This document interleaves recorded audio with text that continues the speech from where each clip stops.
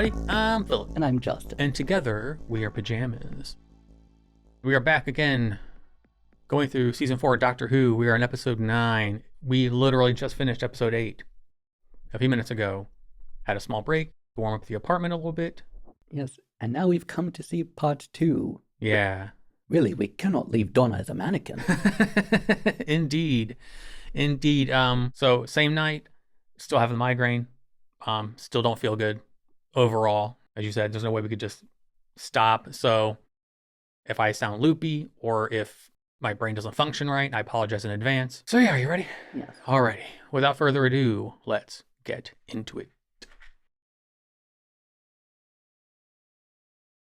Donna?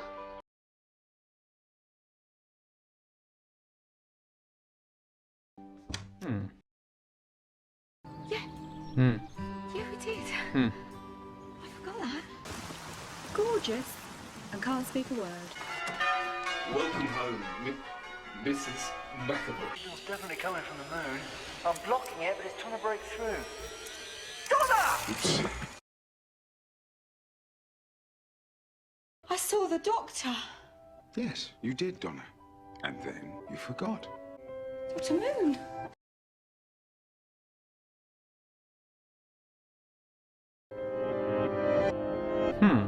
Doesn't have a red setting. We'll use the dampers. It doesn't have dampers.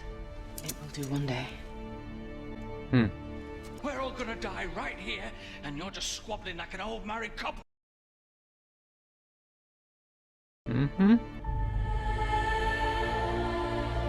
Are we good? Yeah, we're good.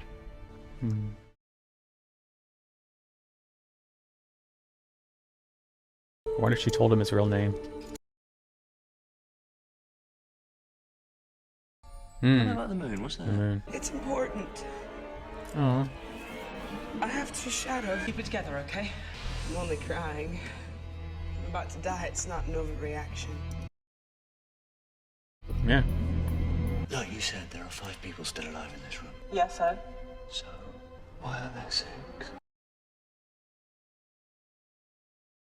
Look what I made. Oh, it's Mummy? It hasn't got a face.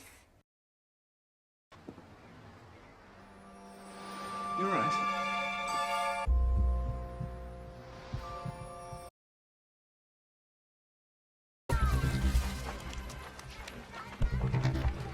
I like the look of her. You didn't get my note last night. You got it a few seconds ago. How do you know me? We met before, in the library. You were kind to me. We did not come here. We come from here. We hatched here. You hatch from trees, from spores in trees. There are no trees in a... Ding, ding, ding, ding. Well, what about the children? The children aren't dead. My children aren't dead. Your children were never alive. Do you see it now? They're all the same. What are you wearing that veil? Yes. The doctor's here. But not my doctor. Swagger off back to his TARDIS. And the doors with a snap of his fingers. Spoilers. It does for the doctor. I am the doctor. Yeah. Someday. Did you say saved? Because you didn't mean saved. It literally meant saved!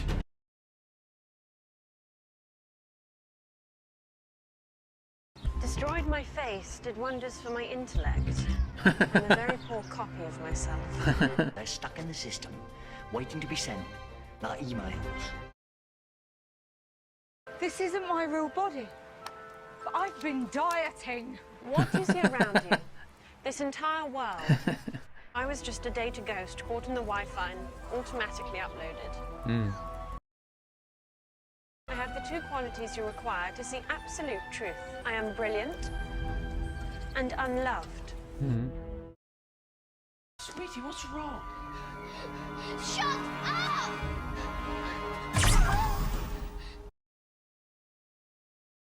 Auto destruct enabled in 20 minutes. But I like you. Oh, you do. But Mummy, sometimes when you're not here, it's like we're not here.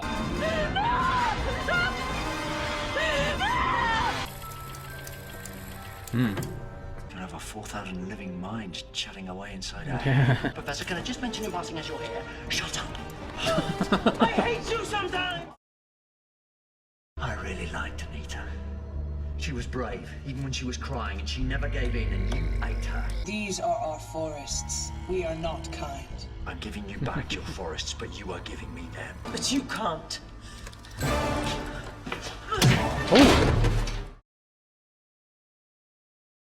Why am I handcuffed? Why do you even have handcuffs?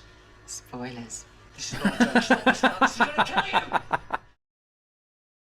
Funny thing is, this means you've always known how I was going to die.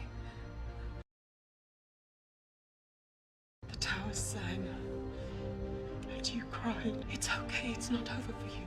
You'll see me again.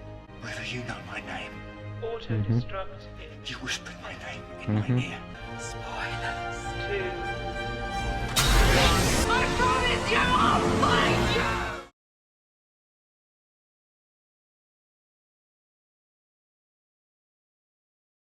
I made up the perfect man. Gorgeous, adores me, and hardly able to speak a word. What's that say about me? Everything. What about you? You alright? I was alright. Why? Because I'm alright too. Aw. Aw. Aw. What happens to me? Because when she heard my name, the way she looked at me... Donna, Mm-hmm. shall we peek at the end?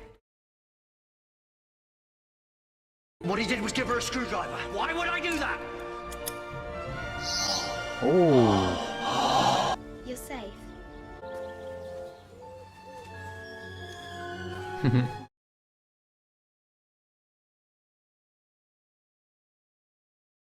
Sweet dreams, everyone.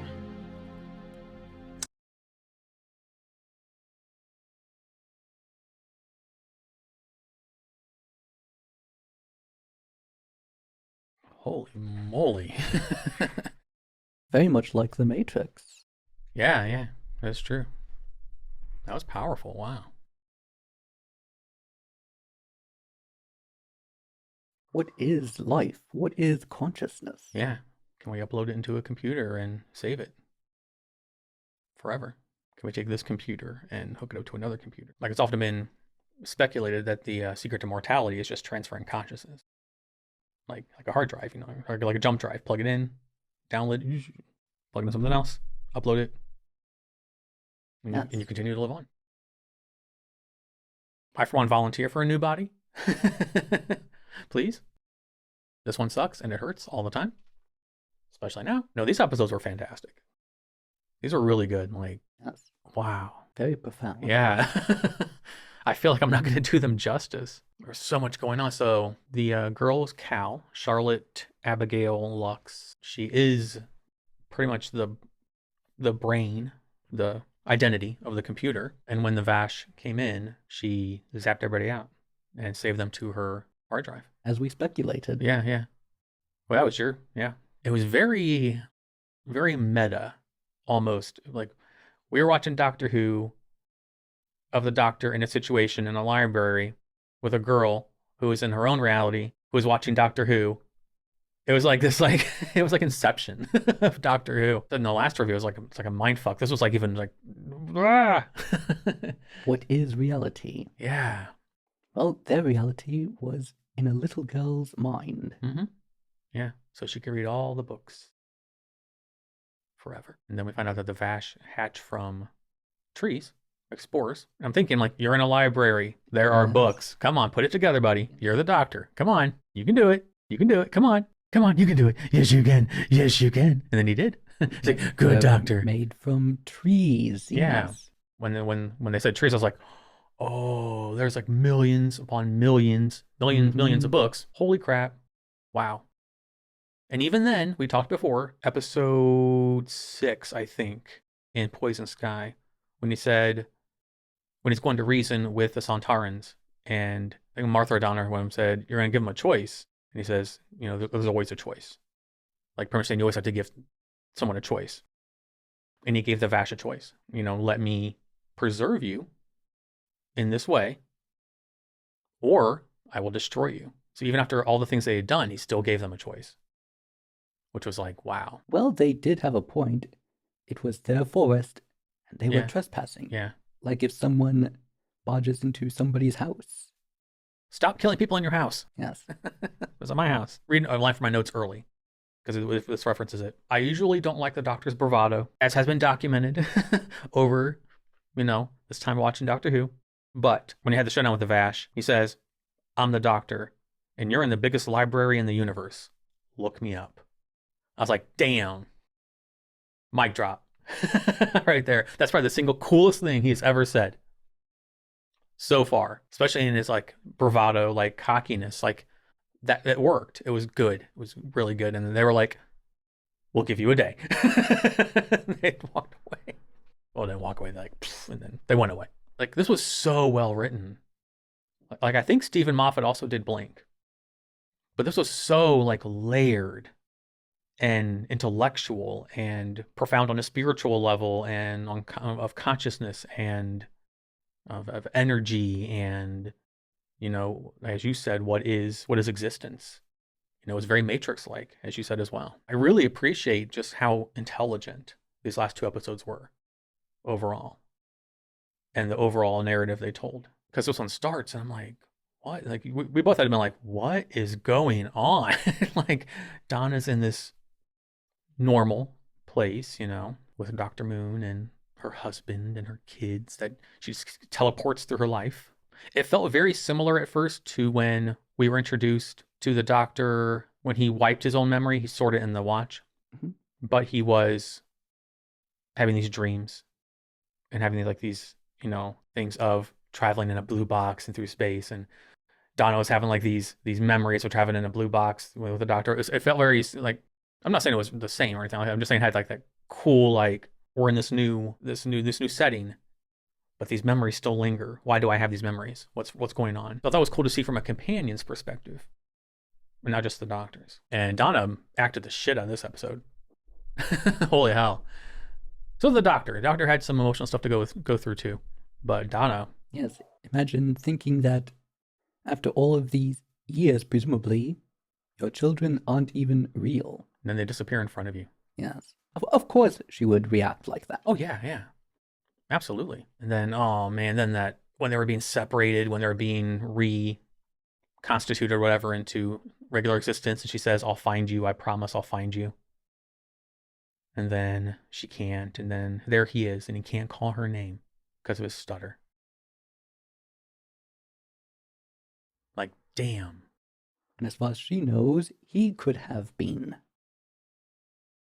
an illusion. Yeah. So that just, yeah. That's some fucking good writing. That was like one of those gut punches. It was just like, ugh. Poor Donna. Poor Lee. Like, wow. So yeah, hats off to Stephen Moffat for these two. And it was a fun ride, like watching it unveil itself slowly. Finding out what the library was and what these creatures were, these things, whatever were. Seeing River, finding out who she was. And then into this one, finding out who Cal was, who Dr. Moon was, you know, all that stuff. Donna becoming self-aware via Miss Evangelista, which they, in the programming, they like bumped her IQ up, but messed her face up. I thought that was that was very profound, like looks versus brains. Like she lost one to get the other. And she said something like, I have the 2 qualities to see absolute truth. I am brilliant and I am unloved. It's like, ooh. Very sad and very true. Like, damn, that's heavy. I was wondering what she was in mourning for, because that's what she was wearing. Mm-hmm. She looked really cool. Yes, I really liked the outfit. Mm-hmm. It seems that maybe she's in mourning for herself. Yeah. So yeah, just to be like so smart that. But still only a remnant of what she once was. Mm-hmm. And then we get River's sacrifice. She punches the doctor, handcuffs him. Where'd you get handcuffs? Spoilers. Like, all right. And then she is still inside the sonic screwdriver, which the doctor figures out just in the nick of time, and then uploads her into the computer. And it's not going to be an if now, it's going to be a when we see her. We know how she ends. That is going to be so crazy when we finally meet her in the current, storyline of the show as we get to her. Mm-hmm. Like the moment we see her, we know how she's going to end up. So whenever they get to the twin things that are singing, or the singing towers or whatever, and the doctor's crying because he knows, like, we're going to know too. We're like, oh crap, this is when she goes back and gives her the screwdriver so that she can have her own echo put on there. And then what she said to him, one of the most profound things was, when you meet me, you're going to know how I die. And you would have known the whole time. Like, wow. So when we get to her, when she shows up and whatever version of Doctor we're on, we're going to know too. So we're going to be like, holy crap, like, he knows. It's quite a burden being the Doctor. Yeah, man. Holy moly. And some of the adventures she was talking about, like, are we going to see those? No spoilers. Remember, be like River. Spoilers.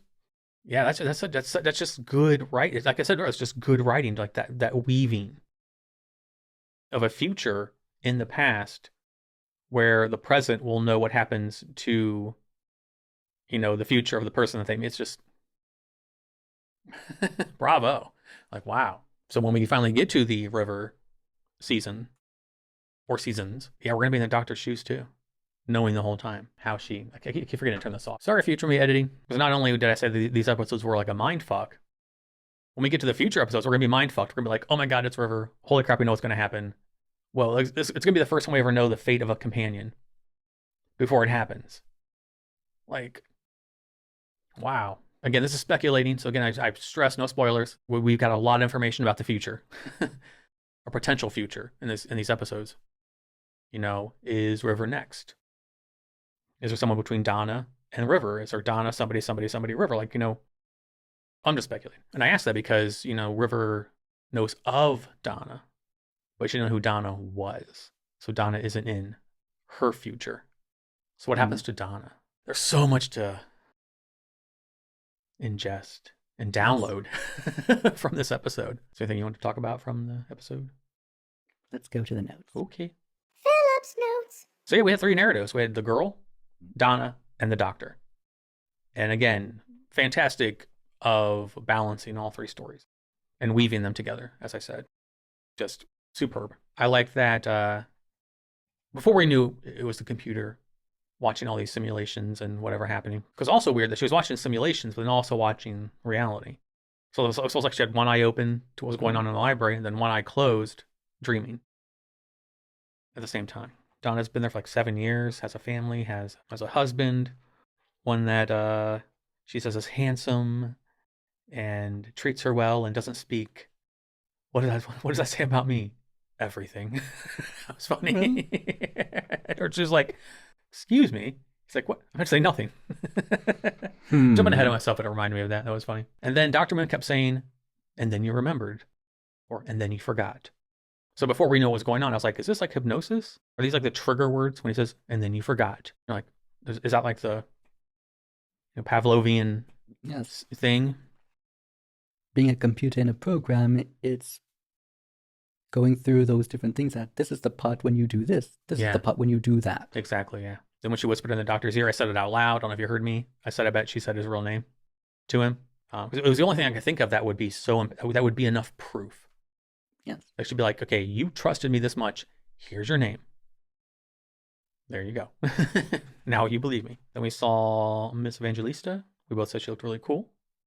Looking like she was mourning. And then we get the point where the Doctor is trying to use what's left of the echo from one of them. I forget who. I don't know if it was David. No, I think it was David, I think. But he says, use him, talk to me. Which I thought was clever. I was like, yeah, You can finally communicate with them. And later then to talk to them via Anita when he knew it wasn't her. Which was sad. I liked her too. I don't have this. This isn't word for word because I was trying to write down really fast. Some of you that watched the full reactions probably realized I was writing a lot in this one. But River says that her doctor can open the TARDIS by snapping his fingers. And he says it doesn't work that way. And he says something like it does if you're the doctor. I am the doctor. Some humble pie that she was serving him, like, you're not in your evolved form yet. Literally. He hasn't evolved. Regenerated. Is he going to get more powerful? Because it was like the sonic screwdriver doesn't have this or this. Well, somewhere along the line, he's going to update. So we know that too now. We know he's going to update his sonic screwdriver. We know we're going to meet River. We know she's going to keep a diary. And we know how she's going to die. So it's like, wowzers. It's going to be sad when we get to that. Well, sad-ish, because we will know that she's eventually saved. Literally. Into the computer. Where she can live for eternity. Yeah. Hey, sign me up. Download me into the computer. Yeah. Basically living in their version of an afterlife. Yeah. Put me there. Download me. Give me all the movies and TV shows. Give me Justin, and we can just watch movies and TV shows together, and give me endless food so I can cook for us. Oh, in an environment that's eternally autumn. Yes, also that. Eternally autumn. Programmer people, if we are in the Matrix, if you're listening, please, when I get unplugged, give me that. Justin and me watching movies and TV shows, and yummy food that I can cook in eternal autumn. Boom. We get the reveal of Charlotte. We're told that she folded them into her dreams and kept them safe. She had 4,000 chattering minds in there with her that she had to take care of and watch over and give some kind of reality. What a burden. Yeah, like holy smokes. Love the line by the Vash. These are our forests. We are not kind. I don't want to feel like I'm overselling the moment, but I hope that Stephen Moffat was nominated for some kind of writer's something for these episodes, because I think they were that good. Like, I think it's some of the finest writing we've seen. I would agree. Yeah, I feel like we're spoiling Medal Ceremony. we don't know what's next. Like, if this is like I keep hearing how the back half of season 4 is just like stellar. We're in it, so we only have 4 episodes to go. Other than then we get to like all the bonus episodes. Like there's like 8 of them. Like there's a bunch. But as far as the season 4, self-contained, we have 10, 11, 12, 13. And then as she's going to die, she says, "It's not over for you. You'll see me again." Like, an amazing line. Yeah. I'm glad that she got the ending she did. But if she had died and that was the end for her, meeting her again and then seeing her go when it was her time to go, I can't guarantee I wouldn't have cried knowing what was going to happen to her, knowing that she would have said that. I'm glad she got the end she did. But that much weight. And we know our time with her is finite. Which is kind of obvious for companions, but yes, we know an end game for her. We know the end before the beginning. And that's just like, dang. And then they're standing there with the River's diary. Donna said, she even said, she's like, she didn't know me when she found out who I was, the way she looked at me, which I mentioned in the last episode. It's like she knew.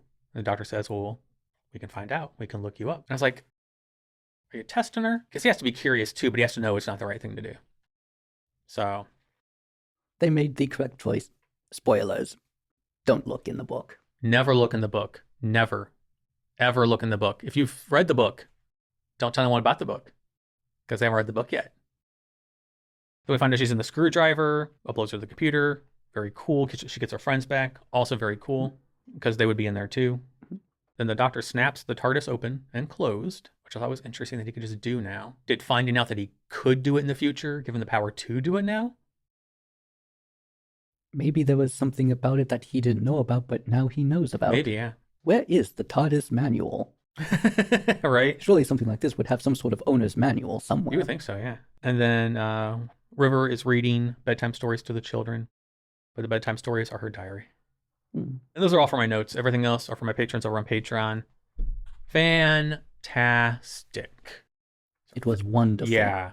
Just, I can't say enough positive adjectives to really sell how great these last 2 episodes were. Insert synonyms of amazing, phenomenal, and good. And good. And good.